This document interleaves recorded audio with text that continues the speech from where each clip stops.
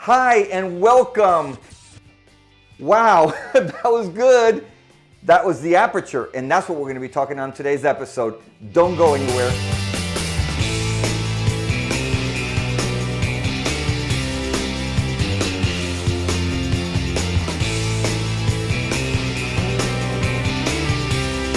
Welcome back to another episode here with Photography by Zeke. So today I want to tell you about a triangle, a complicated relationship between aperture, ISO, and shutter speed. Now last week we talked about the ISO. Today we're talking about aperture. But something happens in the middle of that triangle, which we call exposure. Exposure is the amount of light that enters in the camera through the lens and into the image sensor. When you have a proper exposure, right now I'm properly exposed, and this is my center point right here. Now as I move the light meter, which I'm going to be telling you about in a little bit, what happens is, wow, this is bright, that's hurting my eyes, can you please lower it, bring it back down, bring it down to proper exposure. Whoa, that feels much better. That's a proper exposure. Prior to that was overexposed, stop it, bring it back. There we go. So now let's go the opposite direction. Now we're going to go dimmer, darker, to the point that there's practically darkness. And this is underexposure. I can't see. Can you please turn on the lights? Please bring it back. There we go. This is a proper exposure. Now, I just showed you how you can overexpose an image and how you can underexpose an image. This is proper exposure. The aperture is what controls the amount of light that comes in. Now the aperture is a diaphragm inside the lens, and it looks like this. It opens and closes the lens. It opens and closes by a setting in a dial that you control to allow less light in or more light in. We're talking about the aperture. Now, when I look at the aperture and the way a lens in a camera functions, I cannot help but to look at the human eye and the biology of the human eye. So let's look at that. Let's look at the way a lens is constructed. And a lens, basically, it's a tube with a glass which has a diaphragm on the inside opening and closing, allowing light in according to your setting, allowing more light in or less light in. And then it sends it through the image sensor, and then it records into the camera card. So look at the way a human eye works in the biology. You have the lens, which bends light in through the iris and the pupil. Now the iris and the pupil work together to open up and allow light in depending on how much it's needed at the moment.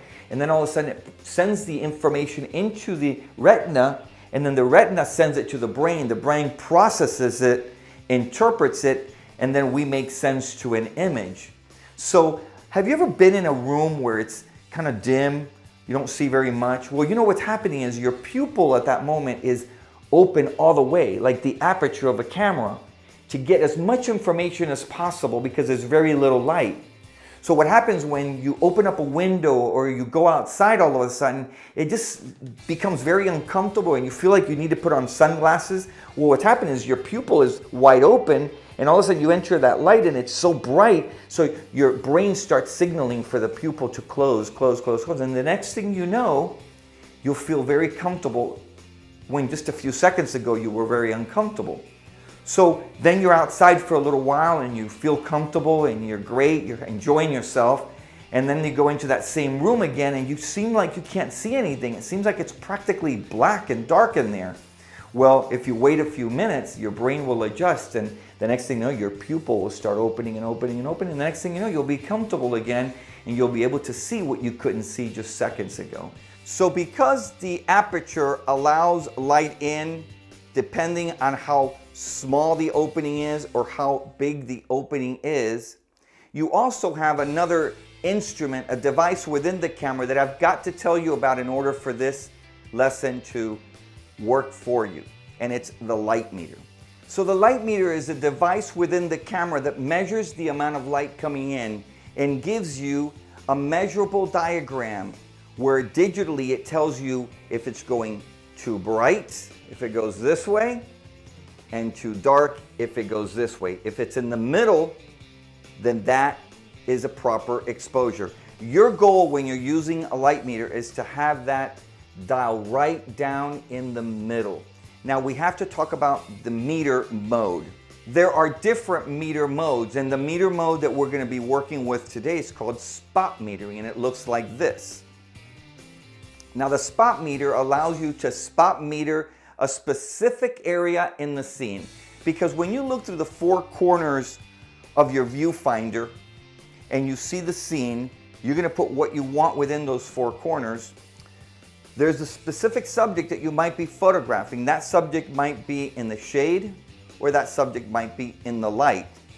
So you want to meter the light on the subject so you can get a proper exposure. So if that subject is in a bright light and you meter that area, it's going to tell you to bring the dial, to bring your aperture to a certain number so that that meter is right down the middle. So you're using your light meter like a thermometer to get a perfect temperature, to get a perfect exposure. So the meter diagram on the inside of the camera will show you, when you point your spot meter to the subject, will tell you if the subject is under or overexposed. So you have the four corners of the frame, you frame your scene, you pick your subject, you move that to the center, to the spot. Now, most cameras will have the spot meter in the middle. You can move that, but we're speaking right now very basic. We're going to keep the spot meter in the middle. So go to your manual of your camera right now, and I want you to find your meter, your light meter. Now the light meter will have several modes. I want you to choose the spot mode. Once you choose your spot mode, hit set. A lot of the digital cameras will go back to their default setting if you don't press the set button. So as I showed you on the first episode, you're going to hold your camera with your left hand on the lens, your right hand in position to have your index finger on the shutter release. Now the shutter release not only works to take the picture as a shutter release button, but also works as a meter reading or even focus reading. So you're going to push the button halfway down. It starts the light sensors in action to start reading the scene and bringing information back to the camera. So because you have your meter mode set to spot metering, it's going to spot meter wherever you have that little center spot on your camera. So if you have your center spot on a subject that's bright, it's going to meter that bright area. But if you meter a dark area, it's going to meter and it's going to have you adjust to that area. Now, because there are different meter modes that oversee the whole scene as one or evaluate the scene at a certain percentage, today again we're speaking about spot metering because I want you to understand where you're in control of the specific subject and metering the subject. Now, why am I talking about metering when today's episode is about aperture? Because the aperture is going to be the diaphragm within the camera that opens and closes to allow light in. So the bigger it is, the more light it allows into the camera. The smaller it is, it allows less light into the camera. But what do you use to adjust the light to make sure that you have a proper exposure? That's where the light meter comes in. So the light meter, you can't live without it. Now, a lot of photographers like myself have a separate light meter. It's a device that you hold and you can actually go and meter the light in specific areas. But today we're speaking about the meter within the camera because I'm keeping it basic for these first lessons. So the meter inside the camera is what we're using. The only thing is the camera has to be controlled by you, which is what this class is all about. So you're going to adjust your aperture to make a proper exposure. Sometimes the subject is very well lit by the sun, very bright, and the background's dark, and you can adjust the aperture so that your light meter is reading in the middle right when you point at that subject, and now you have a properly exposed subject. There is so much to show you when it comes to exposure. There's exposure where you want the background and the foreground to be evenly lit. Well, if you're not using artificial light, then you have to set yourself in that position, or you have to pick what do you want. And typically we pick the subject to be the perfectly exposed. So what's going to happen is either the background's going to be overexposed or the background's going to be underexposed. And sometimes that's part of what you want, but sometimes it isn't. And that's what we're going to be talking about in future lessons. But for right now, let's stick to the subject being perfectly exposed.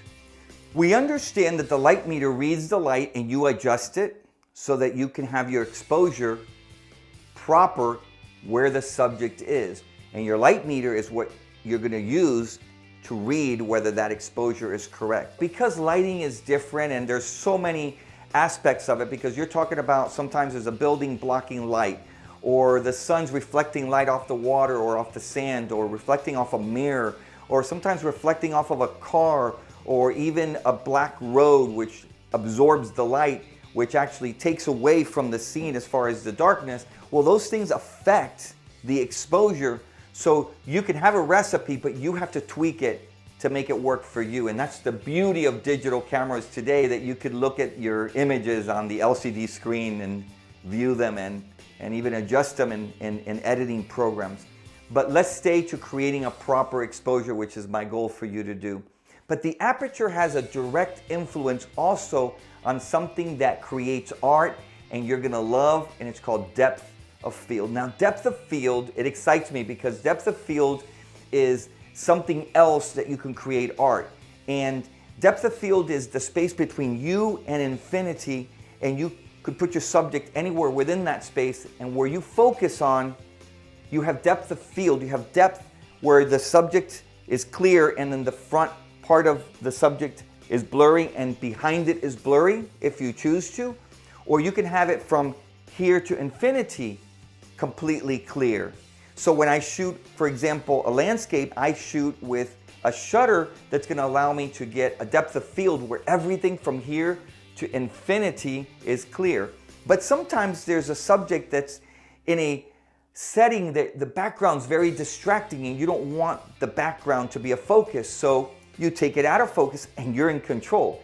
So what you do is you open up your aperture all the way. And what that does is it allows a lot of light in, but then you have to adjust your shutter speed, which we're going to talk about in a later episode. My goal is for you to be on completely manual on the camera. What? Did you say manual? Yes. You're going to be in control of every single setting. So recap. Today you've learned the aperture. Then you've also learned the light meter. The light meter, again, is going to have its own episode. And I've got to have its own episode because there's a lot more that I've got to tell you about the meter. But right now, I just want you to understand that the light meter is to read the light that's coming in. And you're going to adjust the aperture to bring that subject right into proper exposure so that you have a good image. Here are some images that I've taken showing you depth of field, showing you the aperture that I used. So I use these columns here with perspective so you can see that the front ones are clear and the ones in the back are blurry because I used a large aperture, a small number. Here I used a large number, which is a very small aperture, which allows everything in the front to the back to be clear. Here's another image with a very small opening, very clear in the background. Here's another one with a large opening and how it blurs the background. Again, to remove the distraction. Here's another one. I wanted to remove the distraction, so I opened it up, and then now everything in the background is blurry. Here's one that you can see the rust in the foreground is clear. Everything in the background is blurry. Again, a large opening. Here's an underexposed image. Here's a very good exposed image. That's where the meter is reading right in the middle. And here's an overexposed image. Everything's too bright, so you want to bring that to the middle. Oh, here's my cute little Pito, and there I used a large aperture to see the background blurry. And here's another one. Oh, he's so cute. You're going to see a lot of pictures of him. And you can see his fur very clear. The background's blurry. Here's one that I used a small opening so I can get everything clear.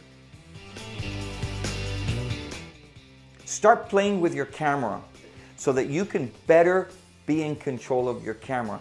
Exercise that muscle of your creativity. Don't be afraid of going into places that you feel like, wait, there's not enough light. Well, you know what? Take a picture anyway, see what it looks like. You might be surprised because sometimes in a low light situation, in a dark place, there's always something that reflects light back and you don't really see it with your own eyes, but your camera sees it and you're gonna see it in an image that you're gonna capture and you're gonna be shocked on the art you just caught and you didn't even realize it. And you're gonna start learning how to look for light because I'm gonna start teaching you how to look for light. In this week's episode, I'm not giving you a homework assignment involving photographing because I need to explain the shutter speed, which I'm gonna talk about in the next episode. So for this week, I just want you to take your camera and your camera manual, and I want you to find where the light meter is, where the aperture is, and start understanding how they work. In other words, play with the dials, see which way you go to one extreme, which way you go to the other extreme. Look through the camera and start metering light. Look at the way the meter, the little diagram moves up and down when you see there's a lot of light. When you point it towards a very bright subject, you'll see that meter going way over here. That means it wants you to adjust it. And that's where I'm going to work with you next week on working with the aperture and the shutter speed to bring that dial to the middle. But I want to start giving you some recipes and understanding what you get when you do a fast shutter speed or a slow shutter speed or a big aperture or a small aperture. Because in combination, they create art, and I want you to be in control. So for this week, I just want you to find where the aperture is, find where the shutter speed is also, so you'll be able to be ready for next week's assignment, and also understand the light meter. That middle section is where you want to be for a proper exposure. I want to invite you to go to Photography by Zeke and please post some of your images that you're shooting. Let me know how you're doing. Make some comments here. Let me know how this class is helping you and how I can serve you better. And please subscribe to the channel, give me a thumbs up, and also hit the notification bell. And if you do that, that'll allow you to know when the next course is up, and it'll alert you. Get a hold of your camera. Do not be afraid of it. Be in control. That's what this lesson is all about. So until the next episode, I'll see you there.